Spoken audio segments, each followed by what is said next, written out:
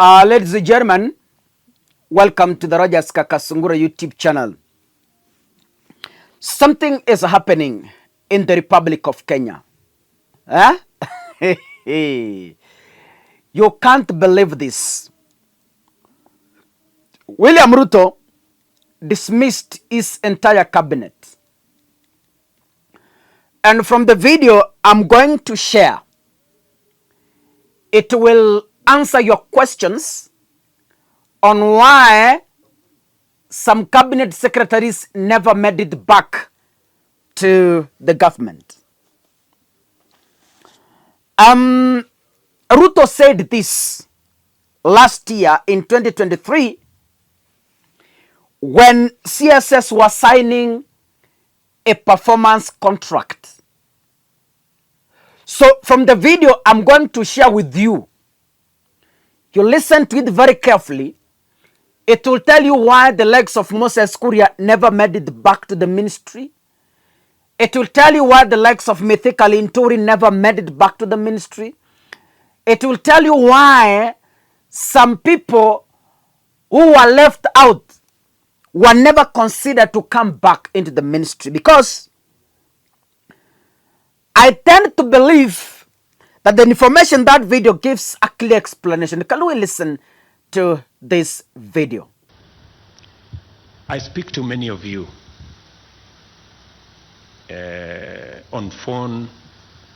Many times I call you to my office, we interact in different places. I ask you questions, you know that, on programs, on projects. And I find that many of you, the people I speak to, don't even know what is going on in your ministries or departments. You have very scanty information. The moment I know more than you in your ministry, then you must begin to understand that something is very wrong. Because by constitution, you are supposed to advise me. Explain to me how you are going to advise me if you have less information than I do. Who is going to be advising who? I call many PSs. You ask them what's going on here. They have no clue. And this is your department. That is the job that you have. You are not a messenger. You are not a security person. You are not a photographer. You are not a watchman. You are the PS or the minister. And the job of the minister and the PS you don't know, or you don't have information. How do you run a ministry or a department or a parastatal if you have no information? That is the highest level of incompetence. From this video, it was evident that some people were going to be fired from the cabinet, which came to pass. In that same video, Ruto is talking about principal secretaries. And he says, I call some principal secretaries to ask them what is happening in the departments. They are not photographers. They are not cleaners. They are not messengers. But they are the accounting officers of that particular ministry. And you find a whole principal secretary has zero knowledge on some issues. So, what am I saying? There is word on the street that the PSS wako na tumbo joto. Reliable sources tell me that immediately after the cabinet secretaries are sworn in, the dismissal axe is going to fall on the PSS. So, PSS are going to be massively fired. And in that regard, expect to see Raila Odinga's faces in those slots. When we tell you a government of national unity has been created, you think we are joking. You think we are making fun. Yeah?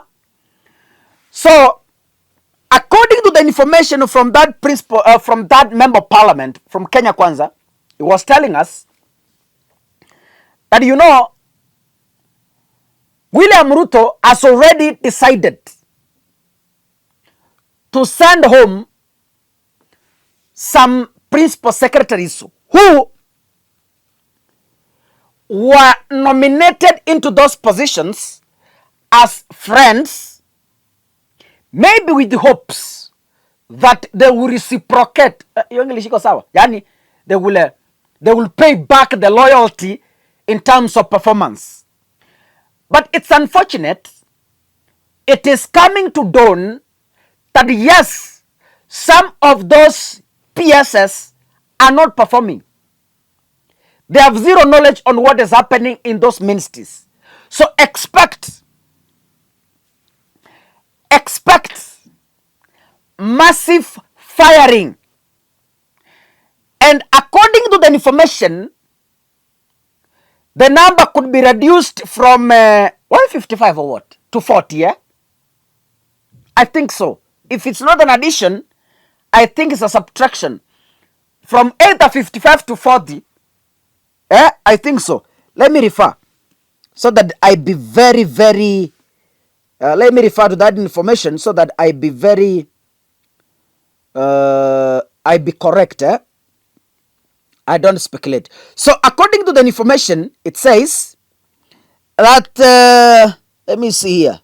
Yes, in the looming reshuffle of PSS, the politician from Kenya Kwanza hinted at the number of officials holding the position being reduced from 55 to just under 40.